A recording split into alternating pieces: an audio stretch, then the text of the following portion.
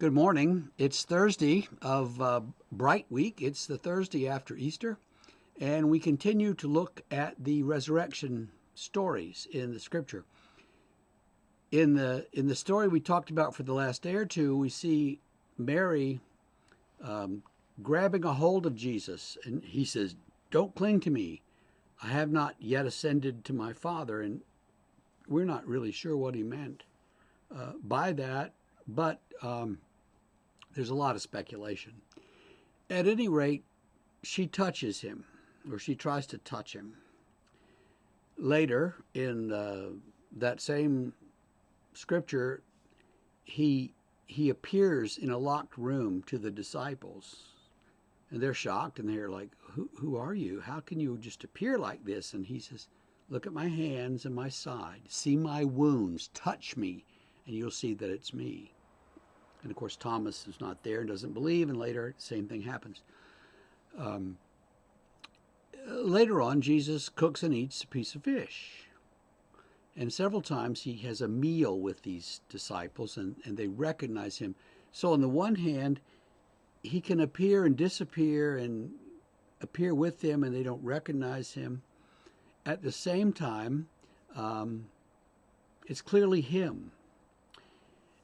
There's a dynamic going on in these scriptures that we don't often think about. But in the early church, there was a movement. There were lots of groups, and one group that tried to understand the gospel were the Gnostics. We call them the Gnostics. That's a little bit like saying all French are postmodernists, but that's our label for these groups.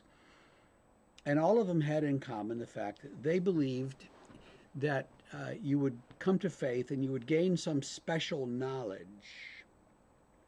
And that special knowledge would allow your spirit to ascend to a higher plane. Do you remember those nutcase people that killed themselves wearing the purple tennis shoes, the Heaven's Gate people 20 years ago? They were Gnostics. Um, they're going to ascend to a higher plane through special secret knowledge, gnosis. There were others, and there was probably some overlap, who were also called Docetists, from the Greek word dokeo, which means to seem like. And those people say, well, Jesus wasn't really a human being, he just seemed like it. And after the resurrection, he wasn't really back in his body. It just seemed that way, and he could appear and disappear. And so he was more of a ghost or spirit or something. And so I think these little details are in the gospel specifically to combat Gnostic, docetic sorts of thinking. I mean, a ghost doesn't eat a piece of fish. Somebody who's not really real doesn't have wounds that you can touch.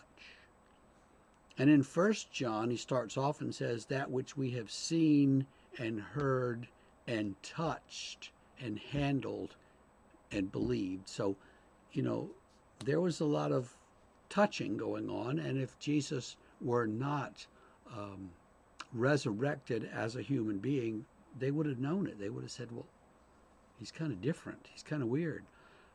So on the one hand, he was different, but on the other hand, it was him. And so in all of our reading, we want to keep that in mind, that we don't quite understand how he's different, but we know he's the same. It's really him. He's really resurrected. Thanks be to God. See you tomorrow.